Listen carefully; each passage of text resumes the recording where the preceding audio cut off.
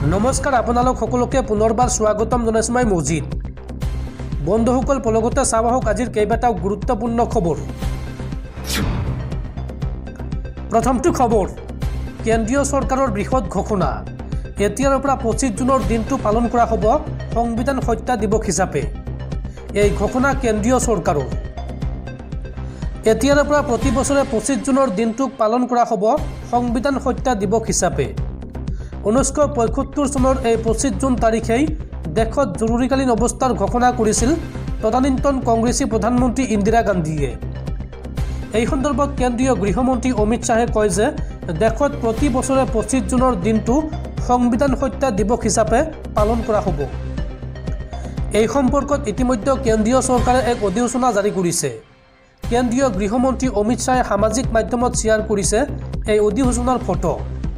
অমিত শ্বাহে লগতে কয় যে 1975 চনৰ 25 জুনত তদানীন্তন প্ৰধানমন্ত্ৰী ইন্দিৰা গান্ধীয়ে একনায়কত্ববাদী মানসিকতাৰ পৰিচয় দি দেশত জৰুৰীকালীন অৱস্থা জাপি দিছিল। ইয়ে ভাৰতীয় গণতন্ত্ৰৰ আত্মাক ডিঙি চেপি ধৰিছিল।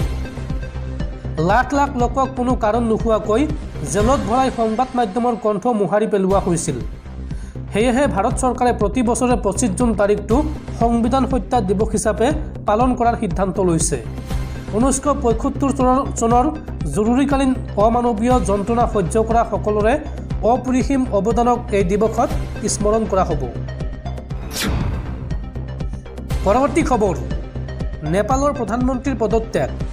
খহি পৰিল পুষ্পকমল দহলৰ চৰকাৰ। আস্থা ভোটত পৰাজয় পুষ্পকমল দহল। নেপালৰ প্ৰধানমন্ত্ৰীৰ পদত্যাগ। খহি পৰিল পুষ্পকমল দহলৰ চৰকাৰ।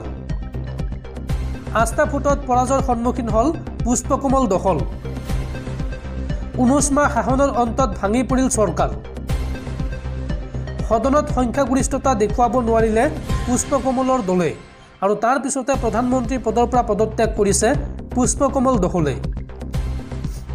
দৰ্শকসকল আৰু বহুতো গুৰুত্বপূৰ্ণ খবৰ আছে। তাৰ আগতে আপোনাক জনাওঁ যে যদি আপুনি এতিয়ালৈকে এইটো ভিডিঅ'ত লাইক কৰা নাই তেন্তে এতিয়াই ভিডিঅ'টোত লাইক কৰি দিয়ক আৰু এনেকুৱা ধৰণৰ ভিডিঅ'সমূহ নিতৌ চাবলৈ চেনেলটো ছাবস্ক্ৰাইব কৰি কাষত থকা বেল আইকনটো প্ৰেছ কৰি ৰাখক। পৰৱৰ্তী খবৰ, ৰাজ্যজুৰি পুনৰ হাই এলাৰ্ট জাৰি। আগন্তুক 24 ঘণ্টাত ৰাজ্যত বতৰ ল'ব কাল ৰূপ। আগন্তুক 24 ঘণ্টাত ৰাজ্যৰ আটাইকেইখন জিলাতে কম বেছি পৰিমাণে বৰষুণ হোৱাৰ সম্ভাৱনা আছে। এই কথা জনাইছে বতৰ বিজ্ঞান কেন্দ্ৰই। পৰৱৰ্তী খবৰ, উচ্চতম ন্যায়ালয়ৰ বৃহৎ ঘোষণা। ফৰেইনাৰ্ছ এক্টৰ 9 নম্বৰ অনুচ্ছেদৰ অধীনত এতিয়াৰ পৰা চৰকাৰে যধে-মধে মানুহৰ নাগৰিকত্বৰ প্ৰমাণ ল'ব নোৱাৰিব। এক বিশেষ শুনানি সন্দৰ্ভত এই গুৰুত্বপূৰ্ণ ৰায়দান দেশৰ উচ্চতম ন্যায়ালয়ৰ।